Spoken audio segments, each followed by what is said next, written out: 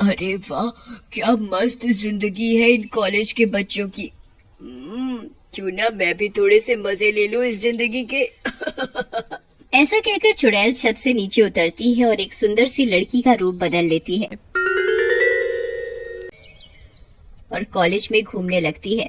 वो इतनी सुंदर होती है कि सभी लड़के उसे देखने लगते हैं।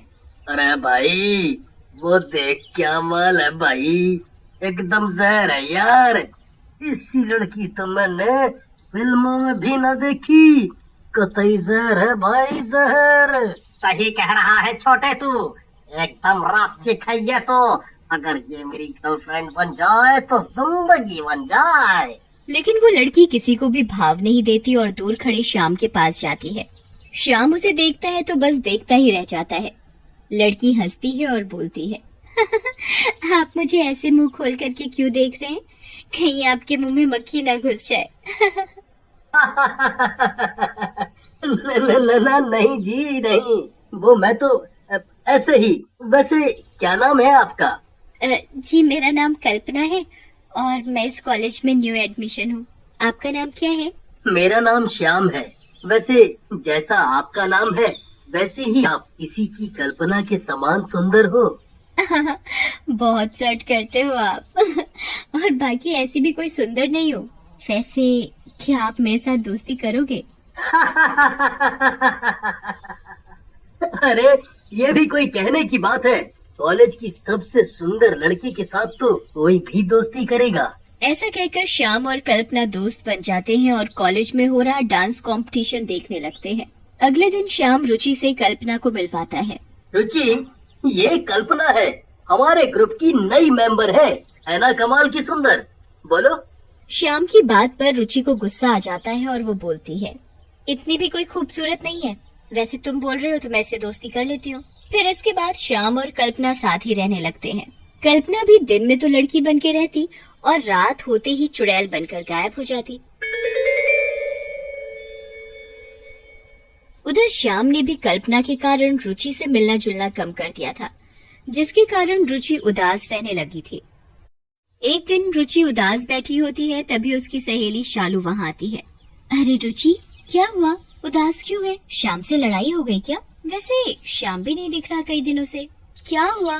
रुचि को शालू की इस बात पर गुस्सा आ जाता है और वो बोलती है, मैं कोई श्याम की असिस्टेंट हूँ जो मुझे पता रहे कि कहाँ है वो?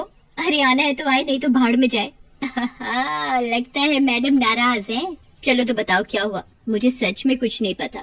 फिर रुचि शालू को श्याम और कल्पना के बारे में सारी बात बताती है, जिसे सुनकर शालू बोलती है, मैंने तो तुझे पहले ही बोला था कि श्याम से बात कर ले, लेकिन तूने मेरी बात नहीं मानी। अब भुगत, अब भी कह रही हूँ, अगर उससे प्यार करती है तो जल्दी से उसे बता दे, कहीं देर ना हो जाए। फिर शालू के कहने पर रुचि श्याम से बात करने को तैयार हो जाती है। अगले दिन श्याम रुचि के पास आता है। इससे पहले कि रुचि श्याम को कुछ बोलती, श्याम रुचि से बोलता है, रुचि, मुझे लगता है मुझे मेरा जीवन साथी मिल गया है, कल्पना के रूप में। क्या तुम मेरी मदद करोगी उससे अपने प्यार का इजहार करने में? श्याम की ये बात सुनकर रुचि की आंखों में आंसू आ जाते हैं और वो बोलती है, हाँ, क्यों नहीं श्याम, तुम तो मेरे सबसे अच्छे दोस्त हो। तुम्हारी मदद भला मैं क्यों नहीं करूँगी। मैं तुम्हारे बारे में कल्पना से जरूर बात करूँगी, लेकिन अभी मुझे जरा जरूरी काम से जाना है, मैं चलती हूँ। ऐसा कहकर रुचि वहाँ से चली जाती है और अगले दिन शालू को सारी बात बताती है, जिसे सुनकर शालू बोलती है, तू तो बहुत भोली है रुचि। वो कल्पना तेरे प्यार को तुझसे छीन रही है और तू उसी की मदद कर रही है। इतनी भी भोली मत बन। अगर तुझे डर लग रहा है तो मैं उस कल्पना से बात करती हूँ। ये कोई डरने की बात नहीं है, बस मैं शाम के चक्कर में उसे कुछ नहीं कहती, नहीं तो मैं तो उसकी चटनी बना दूं, जो यहाँ वहाँ अपनी अदाएं दिखाई फिरती है। लेकिन मैं अब अपने प्यार को ऐसे ही नहीं जाने दूंगी। मैं इस कल्पना के जाल से जरूर छुड़ाऊंगी। हाँ, सही बोल रही है मेरी भोली सहेली। ये हुई ना शालू वाली बात। अब बस पहले ये तो पता कर ये है कौन और कहाँ से आती है। अगले दिन शालू और रुचि कॉलेज के एडमिशन रूम में जाते हैं और जानने की कोशिश करते हैं, लेकिन उन्हें वहाँ कल्पना के एडमिशन का कोई रिकॉर्ड नहीं मिलता। यार, ये लड़की कौन है? इसका पता करना पड़ेगा। इस कॉलेज के रजिस्टर पर तो इसका नाम ही नहीं है। फिर एक दिन शालू और रुचि चुपके से कल्पना का पीछा करने लगते हैं। कल्पना कॉलेज से बाहर निकलती है और एक सुनसान जगह पर जाकर अपना चुड़ैल वाला रूप बदल लेती है। अरे बाप रे, ये तो चुड़ैल है और रूप बदलकर हमारे बीच में रह रही है। अब हम क्या करेंगे, मर गए रे। लेकिन इससे पहले कि शालू और रुचि कुछ समझ पाते, चुड़ैल उनके पास आ जाती है। चलो अच्छा है तुम दोनों को मेरी असलियत का पता चल गया। वैसे भी मैं उस शाम को अपनी असलियत बताने जा रही थी। उसने वैसे भी मुझे कॉलेज की जिंदगी के पूरे मजे कराए। अब मैं जाने वाली हूँ यहाँ से। नहीं नहीं चुड़ैल, तुम ऐसा नहीं कर सकती। वो श्याम बनी मन तुम्हें चाहने लगा है और अब तुम यहाँ से जाओगी तो वो टूट जाएगा और बहुत दुखी होगा। तुम ऐसा मत करो। रुचि, मैं कोई इंसान नहीं हूँ और ना ही मुझ में कोई भावनाएं हैं। तुम या तुम्हारा श्याम मुझे नहीं रोक सकता। अब मुझे जाना होगा, मैं जाऊंगी। मैं यहाँ कॉलेज के मजे लेने आई थी सिर्फ। इस बात पर रुचि को गुस्सा आ जाता है और वो चुड़ैल को एक थप्पड़ मार देती है और बोलती है, सही कहा चुड़ैल तूने। तू एक चुड़ैल है लेकिन मैं एक इंसान हूँ, और अगर मेरे श्याम को कुछ हुआ तो मैं तुझे जिंदा नहीं छोड़ूंगी। भले ही तू मरी हुई है, मैं तुझे फिर से जिंदा करके मार दूंगी। चुड़ैल ये सुनकर हैरान हो जाती है और मुस्कुराने लगती है। उधर रुचि भी गुस्से में वहाँ से चली जाती है। अगले दिन रुचि और शालू कॉलेज में बैठी होती है, तभी वहाँ श्याम आता है।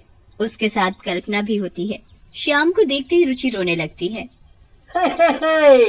अरे रुचि, क्या हुआ? तुम रो रही हो, क्या हुआ? तुम जल्दी से इस कल्पना से दूर हट जाओ। ये एक चुड़ैल है, ये तुम्हें मार डालेगी।